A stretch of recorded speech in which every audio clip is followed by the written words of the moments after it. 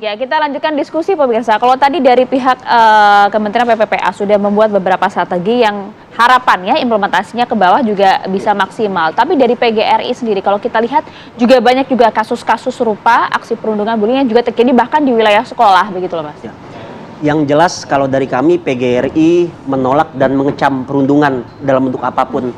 Bukan hanya murid dengan murid, tapi murid dengan guru, guru dengan guru, guru pun dengan birokrasi juga cenderung menghadapi sebuah tekanan. Lalu apa tujuan utamanya? Tujuan utamanya adalah bagaimana warga sekolah itu bisa menciptakan lingkungan belajar yang kondusif, aman, nyaman, menyenangkan, dan bermakna. Nah, bagaimana itu? Yes. Dengan cara apa? Dengan peningkatan kapasitas guru dan tenaga kependidikan, dengan pengurangan beban administrasi guru, dan juga melibatkan orang tua di dalam kurikulum sekolah. Selama ini paradigmanya seolah-olah pendidikan itu adalah ranahnya sekolah. Tidak melibatkan orang tua, tidak melibatkan masyarakat. Bagaimana pendidikan itu menjadi sebuah jembatan yang tak putus antara keluarga, masyarakat, dan sekolah. Oh, di sekolah ya tanggung jawab guru lah Yes, gitu ibaratnya. sehingga Ya? kurikulum harus mampu menyasar orang tua dan masyarakat. Sehingga kurikulum itu di hari ini dan masa depan itu bukan hanya by design bersifat mata pelajaran formal milik sekolah, tapi milik seluruhnya. Nah, itu yang kedua. Yang ketiga, kami berharap ketika terjadi situasi perundungan, yang harus dilakukan adalah menggali motif.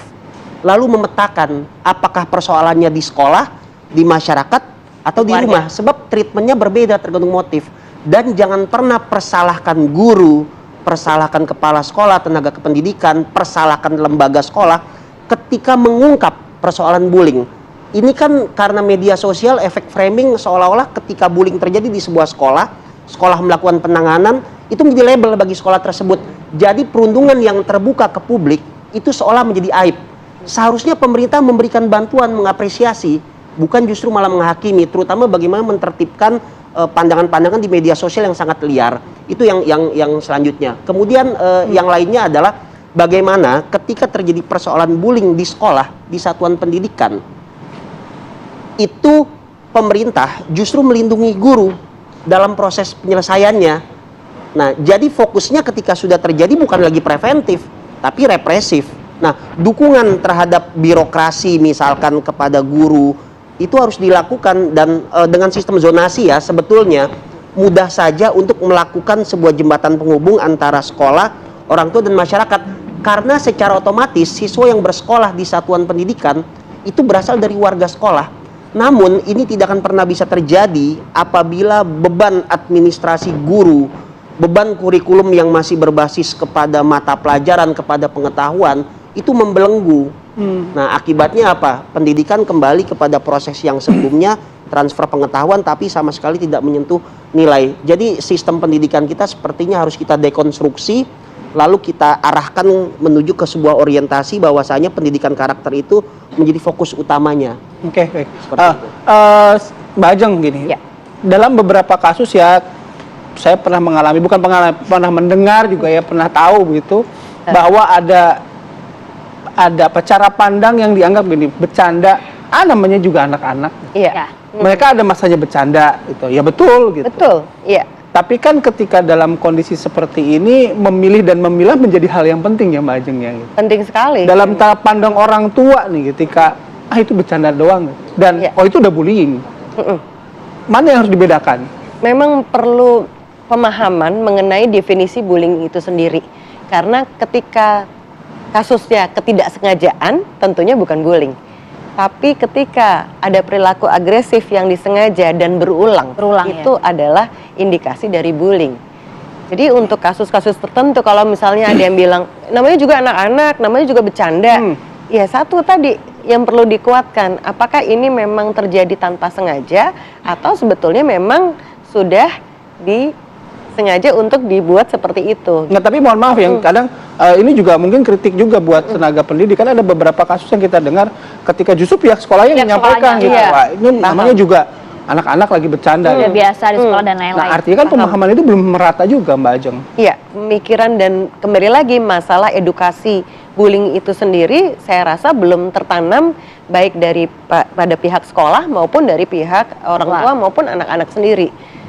Jadi justru menurut saya yang paling utama adalah bagaimana caranya mengedukasi terkait perundungan dari setiap strata pendidikan, baik dari SD, SMP, SMA yang berkala, sehingga ini bukan hanya isu yang viral semata, nanti akan lenyap ketika sudah tidak ada kasus-kasus yang muncul di permukaan, tapi bagaimana caranya mengedukasi baik pihak sekolah, keluarga maupun anak, sehingga pada akhirnya penanaman mengenai bullying ini sedemikian tertanam pada mereka, dan pada akhirnya mereka punya pagar untuk bisa mencegah dia melakukan bullying maupun menjadi korban bullying. Ya, pemahaman-pemahaman seperti ini kan seharusnya kalau untuk orang tua memang sudah menjadi hal yang wajib lah untuk mereka Betul. ketahui. Tapi apakah juga menjadi hal yang wajib juga untuk para tenaga pendidik di sekolah, Mbak? Ini kan yang kemudian agak ambigu dimengerti oleh para tenaga pendidik ya. Karena ya tugas saya kan mengajar di sini. Kalau untuk pendidikan karakter berawal dari rumah, kok tidak bisa langsung hanya di sekolah gitu?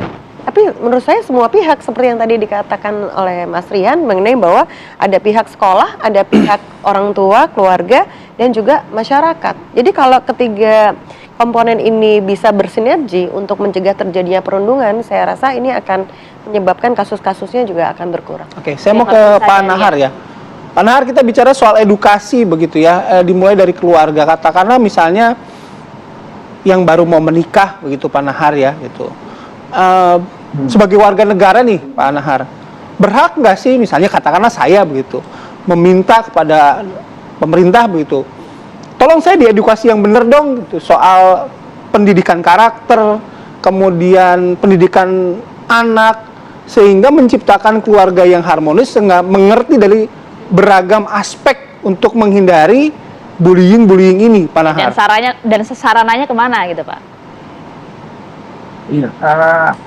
Iya, tadi sebetulnya tadi ya sudah fokus bahwa ini persoalan bukan tidak oleh satu tanggung jawab satu pihak, bahwa ketika bicara soal melindungi anak, melindungi korban bullying gitu ya, perundungan, tentu harus terlibat banyak pihak di samping anak itu sendiri, keluarga maupun masyarakat. Nah, ketika harus dimulai dari sebelum nikah, tentu ada tahapan-tahapan, kan ada tahapan pernikahan di mana calon pengantin diberikan pemahaman, lalu kemudian diberikan pengetahuan yang baik, sehingga tadi bahwa memang niat pernikahan itu adalah sesuatu yang luhur, yang memang harus dilaksanakan dengan baik, dan kemudian nanti ketika misalnya mendapatkan keturunan juga ini sudah disiapkan secara matang gitu ya, sehingga nanti akan meminimalisir dampak-dampak yang tidak kita harapkan. Ya, dan juga kasusnya kan kalau kita lihat yang sebenarnya bikin miris adalah begini ya Pak, ya saya saja yang kemudian belum punya anak gitu ya, udah miris banget, apalagi Mas Bayu banyak yang lain-lain gitu kalau lihat Insya Allah ya. Jadi worry sendiri gitu kan. Angkanya terus meningkat Pak ya. Jadi terakhir Pak, implementasi yang tadi strategi yang cukup matang yang dibuat oleh Kementerian PPPA ini bagaimana kemudian bisa ditarik ke bawah, implementasi di lapangannya juga maksimal gitu loh Pak.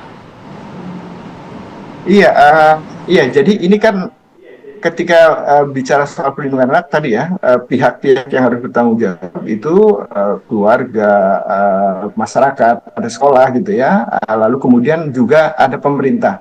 Nah, tentu ini harus diimplementasikan dengan sebaik-baiknya oleh semua pihak tadi, dan kita berharap bahwa ketika semua pihak melakukan tugasnya sesuai dengan peran masing-masing, kita berharap ini bisa sebagai upaya pencegahan terjadinya kasus-kasus yang muncul.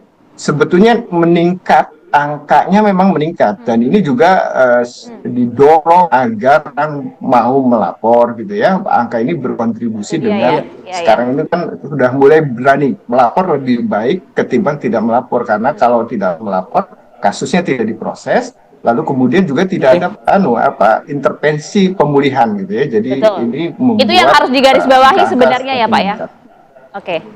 Oke, baik. Ya. Pak Nahar terima kasih, Mas Rian makasih. Bajeng, makasih. Pak Ari juga tadi sudah bergabung bersama kami. Terima kasih waktunya. Selamat beraktivitas kembali. Salam Ya. sehat selalu. Terima kasih banyak. Oke pemirsa, kami akan jeda terlebih dahulu. Saya jeda, kami hadirkan informasi bagaimanakah kemudian harga pangan jelang bulan suci Ramadan. Saat lagi untuk Anda.